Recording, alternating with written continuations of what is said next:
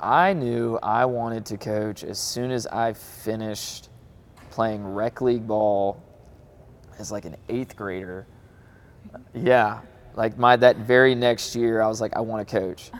Wright Ward has been coaching for 18 years. In 2013, he moved to Huntsville to be the Randolph girls' head basketball coach. And a few years later, he and his wife LAURAN found out they were expecting. They planned to make the announcement at the Georgia Vanderbilt game. But the day they expected to be filled with so much joy was overcome by fear. It was kind of just in the middle of the conversation, and I do remember looking at her, and the next thing that I really remember is that I felt like my right arm went up in the air, and I just started saying, I, and I do remember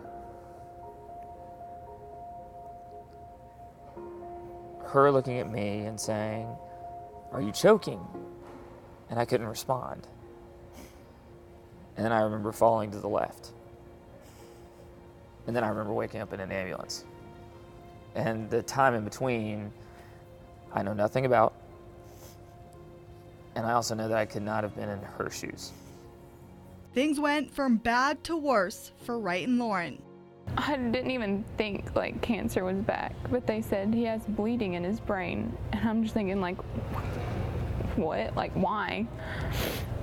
And obviously they didn't really know his history.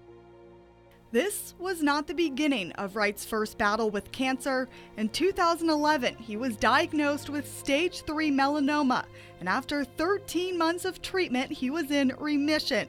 That is, until he had the seizure and found out cancer was back. This time, it was stage 4 metastatic melanoma, and he had to have brain surgery.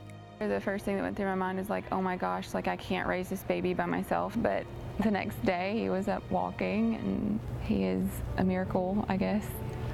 As he continues treatment and raising his son, he continues coaching. Be patient, Will. Be patient, Will. Down.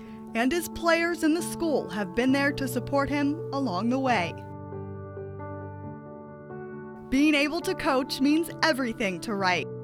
Working with kids and working with young people and having that opportunity to coach the sport you love and to work with kids, which is something that I love to do, if that had been removed, it would have been that would have been a very different mental state. As the assistant athletic director and a coach on 3 different teams now, he's still not letting anything slow him down. Knowing that you've got this huge obstacle and knowing that you might be facing what a lot of other people might say is this, immovable mountain of some kind, and just people realizing that you can do it. You can do it. Like, get out of bed, put your feet on the floor, and go. In Huntsville, Hannah Oliveto, WZDX Sports.